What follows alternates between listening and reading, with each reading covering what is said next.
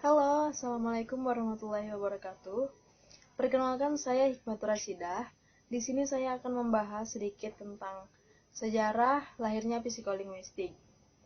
Nah, untuk yang belum mengetahui apa itu psikolinguistik, yuk simak. Psikolinguistik itu merupakan ilmu hibrida atau gabungan antara ilmu psikologi dan ilmu linguistik. Benih ilmu ini mulai muncul pada awal abad ke-20. Ketika itu, psikologi dari Jerman yang bernama Wilhelm Wundt, dia menyatakan bahwa bahasa dapat dijelaskan dengan prinsip-prinsip psikologi. Dan pada waktu itu, telaah bahasa mulai mengalami perubahan yang semula bersifat estetik dan kultural, berubah menjadi suatu pendekatan yang ilmiah. Nah, sementara itu, di benua Amerika, kaitan antara bahasa dan ilmu psikologi atau ilmu kejiwaan ini juga mulai tumbuh. Dan perkembangannya mengalami beberapa tahap, yaitu tahap formatif, tahap linguistik, tahap kognitif, dan tahap teori psikolinguistik. Tahap pertama yaitu tahap formatif, dimulai pada pertengahan abad ke-20 ketika John W. Gardner, seorang psikolog dari Carnegie Corporation Amerika, ia mulai menggagas hibridasi atau penggabungan kedua ilmu ini. Kemudian idenya dikembangkan lagi oleh psikolog lain, dan itu sempat membuat beberapa kali pertemuan, dan hasil pertemuan itu membuat gema yang kuat di antara para ahli bahasa dan para ahli jiwa. Nah, pada saat pertemuan itulah istilah psikolinguistik ini mulai dipakai. Dan kelompok ini kemudian mendukung penelitian relativitas bahasa dan universal bahasa, dan kemudian itu menjadi karya-karya pertama dari ilmu psikolinguistik. Tahap kedua yaitu tahap linguistik. Perkembangan ilmu linguistik yang semula berorientasi pada aliran behaviorisme kemudian beralih pada aliran mentalisme atau yang kita kenal aliran nativisme. Pada tahun 1957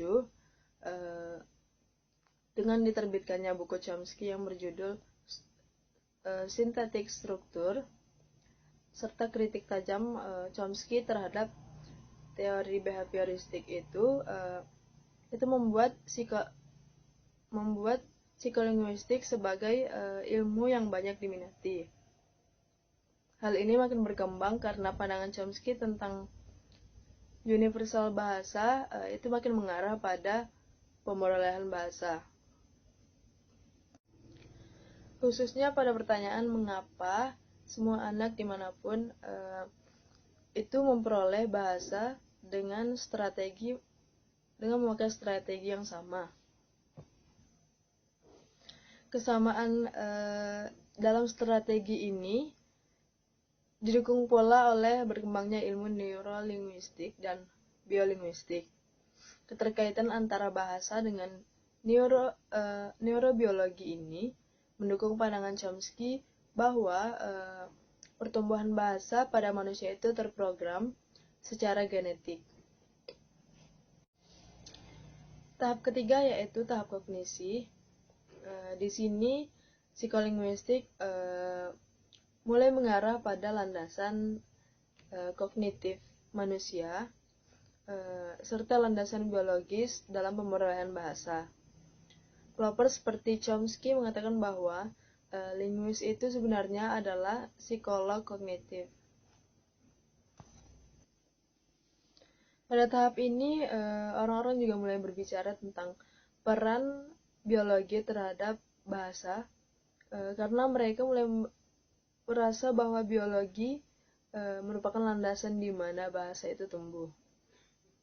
Orang-orang seperti Chomsky dan Lennemark itu mengatakan bahwa pertumbuhan bahasa seseorang manusia itu terkait secara genetik dengan pertumbuhan biologinya. Tahap keempat yaitu tahap teori psikolinguistik. Ini merupakan tahap terakhir di mana psikolinguistik tidak lagi berdiri sebagai ilmu yang terpisah dari ilmu-ilmu lain. Seperti halnya psikolinguistik tidak lagi terdiri dari psiko dan linguistik saja, tetapi juga menyangkut ilmu-ilmu lain seperti neurologi, filsafat, primatologi, dan genetika. Jadi dengan kata lain, psikolinguistik kini telah menjadi ilmu yang ditopang oleh ilmu-ilmu lainnya. Nah, jadi itulah sedikit penjelasan dari saya tentang sejarah lahirnya ilmu psikolinguistik. Kemudian masuk pada materi tentang definisi psikolinguistik. Baiklah, tadi sudah saya jelaskan sedikit tentang sejarah lahirnya psikolinguistik. Kemudian masuk pada materi kedua, yaitu definisi psikolinguistik.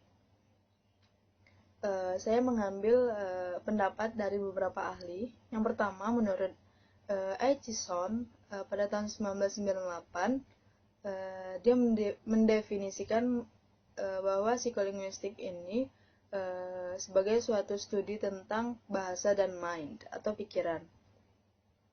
Yang kedua, menurut Harley, ia menyatakan bahwa psikolinguistik sebagai suatu studi tentang proses-proses mental dalam pemakaian bahasa.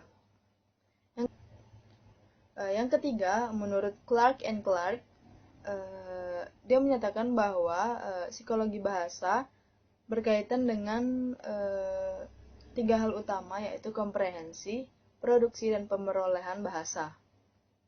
Nah, jadi dapat saya simpulkan bahwa psikolinguistik ini adalah ilmu yang mempelajari proses-proses mental yang dilalui oleh manusia dalam mereka berbahasa.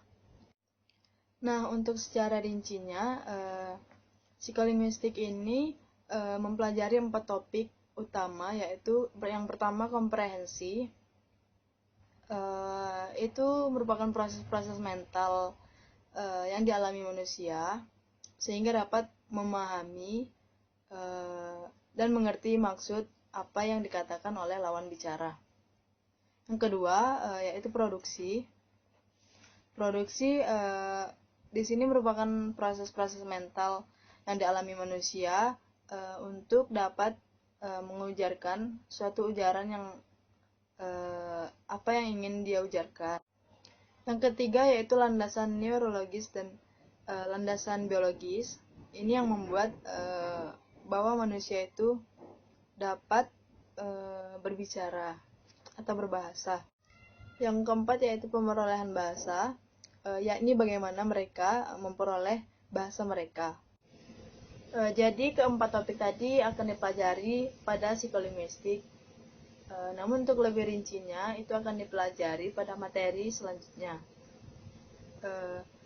Untuk dapat memahami pemaparan tadi dengan lebih baik, perlu kita samakan terlebih dahulu persepsi kita tentang bahasa dalam pandangan kaum nativis atau mentalis itu sebenarnya seperti apa. Sekian penjelasan dari saya. Wassalamualaikum warahmatullahi wabarakatuh. Dengan NIM 050 dari kelompok 1. Di sini saya akan membahas pada bagian kodrat bahasa. Langsung saja pada pembahasan. Jika kita melihat induk ayam dan dengan anak-anaknya, seringkali kita melihat dan mendengar sang induk mengeluarkan bunyi-bunyi tertentu. Dan dalam waktu sekejap, anak-anak ayam tersebut langsung berlari-lari menghampiri sang induk. Setelah kita perhatikan, ternyata sang induk mengeluarkan bunyi-bunyi tersebut karena untuk memberitahu anak-anaknya bahwa sang induk telah menemukan makanan untuk mereka. Yang selanjutnya, kera. Pada jenis kera tertentu, mereka seringkali memberitahukan kera-kera lainnya apabila ada bahaya yang mengancam, bahkan mereka memberitahunya lebih rinci lagi yang tidak kita ketahui. Dari contoh ini tampak ayam dan kera dapat berkomunikasi satu sama lain dengan memakai bahasa mereka sendiri. Begitu pula pada manusia, kita juga dapat berkomunikasi dengan mudah dengan manusia yang lainnya memakai bahasa kita sendiri, seperti pada berkomunikasi sehari-hari dengan orang rumah, dengan tetangga maupun kerabat yang jauh. Kita bisa menggunakan gawai berkomunikasi melalui WhatsApp ataupun yang lainnya, atau bahkan kita juga bisa mengirimkan surat. Meskipun di satu pihak ada beberapa persamaan antara cara berkomunikasi manusia dengan hewan, di pihak lain ada ciri-ciri yang membedakan bahasa manusia dengan bahasa binatang. Pertama-tama, bahasa manusia sebagai ketergantungan struktur dependence, yaitu suatu rentetan kata dalam kalimat tidak membentuk rentetan yang acak, tetapi bergantung pada yang lain. Urutan kata yang memang tampak linear, tetapi satu kata dengan satu kata yang lain membentuk struktur yang hierarkis. Seperti contohnya orang tua itu harus mencangkul ladang kering. Dalam kalimat ini kita dapat temukan bahwa pada kalimat kata orang tua itu membentuk satu kesatuan dalam satu unit, harus dalam satu unit yang lain, yaitu harus itu berbeda dari kata orang tua itu. Yang selanjutnya, mencangkul ladang kering, itu dalam satu unit yang lain lagi. 2 dari 3 unit ini dapat pula dipecah menjadi unit yang lebih kecil, yaitu dari unit kata orang tua itu kita dapatkan unit orang tua dan kata unit itu. Yang selanjutnya, orang tua dapat pula dipecah menjadi orang dan tua. Demikianlah seterusnya, sehingga kalimat selanjutnya adalah definisi bahasa. Definisi bahasa adalah suatu sistem simbolisan yang arbitrer yang dipakai oleh anggota masyarakat bahasa untuk berkomunikasi dengan sesamanya berlandaskan pada budaya yang mereka miliki. Sistem pada definisi ini merujuk pada adanya elemen-elemen beserta hubungan satu sama lain yang akhirnya membentuk suatu konstituen yang sifatnya hierarkis. Bunyi-bunyi membentuk suatu sistem dalam arti bahwa perpaduan antara satu bunyi dengan bunyi yang lain tidak acak, tetapi mengikuti aturan tertentu. Dua bahasa bisa saja memiliki berbeda arti bunyi yang sama, misalnya bunyi M, B, S, T, dan A. Secara hierarkis, sekelompok bunyi membentuk suku dan kelompok suku membentuk kata. Dengan demikian terjadilah pembentukan kata, dan sekelompok kata membentuk frasa, dan sekelompok frasa membentuk klausa, sehingga terciptalah sebuah klausa. Demikian yang dapat saya sampaikan. Selanjutnya untuk rekan saya, Andi Nikmatul Hairiyah Hazarahman. Materi selanjutnya yaitu komponen bahasa. Bahasa selalu dikatakan memiliki 3 komponen, yaitu sintaksis, fonologi, dan semantik. Pada komponen sintaksis menangani ihwal yang berkaitan dengan kata, frasa, dan kalimat. Pada komponen fonologis menangani ihwal yang berkaitan dengan bunyi. Dalam komponen fonologi, tidak hanya diinventarisasi jumlah dan macam bunyi pada suatu bahasa, tetapi juga bagaimana bunyi-bunyi tadi membentuk sistem pada bahasa tersebut. Komponen ketiga yaitu semantik membahas ihwal makna. Dalam komponen ini, kata tidak hanya diberi makna seperti dalam kebanyakan kamus, tetapi juga diberi rincian makna yang disebut dengan fitur semantik. Ketiga komponen dalam teori standar Chomsky mengalami banyak perubahan. Teori ini berubah menjadi apa yang dinamakan dengan revisi standar teori pada tahun 1970-an, kemudian pada tahun 1980-an direvisi lagi menjadi teori government and binding atau sering disingkat dengan teori GB. Perubahan pada government and binding mencakup beberapa hal. Yang pertama, aturan struktur frasa telah disederhanakan. Yang kedua, pada teori sebelum government and binding ada terlalu banyak macam transformasi. Bermacam transformasi ini juga telah digantikan menjadi aturan pindahkan A. Wujud dari transformasi ini antara lain apa yang akan dipindahkan, elemen itu dipindahkan kemana, tempat yang ditinggalkan diberi tanda tapak atau trace, dan pemindahan itu bercakupan lokal, tidak boleh melewati batas klausa di mana elemen itu asalnya berada. Kemudian yang ketiga, peran leksikon diperluas, dan yang terakhir, keterbelajaran disederhanakan dari sejumlah besar aturan ke hanya beberapa prinsipal yang lebih mujarab dan universal yang dinamakan tata bahasa universal. Materi terakhir pada bab ini yaitu pragmatik. Pragmatik bukanlah salah satu dari komponen dalam bahasa. Ia hanya memberikan perspektif kepada bahasa. Karena pragmatik mencakup penggunaan bahasa dalam interaksi, maka pragmatik memperhatikan aspek-aspek lain dalam komunikasi seperti pengetahuan dunia, hubungan pembicara dan pendengar atau orang ketiga, dan macam-macam tindak ujaran. Sekianlah penyampaian materi dari kami, dan selanjutnya kami akan memberikan jawaban dari pertanyaan teman-teman sebelumnya yang sudah diberikan. Orang tua itu pergi ke pasar. Nah, kalimat itu dibaca dalam satu kesatuan.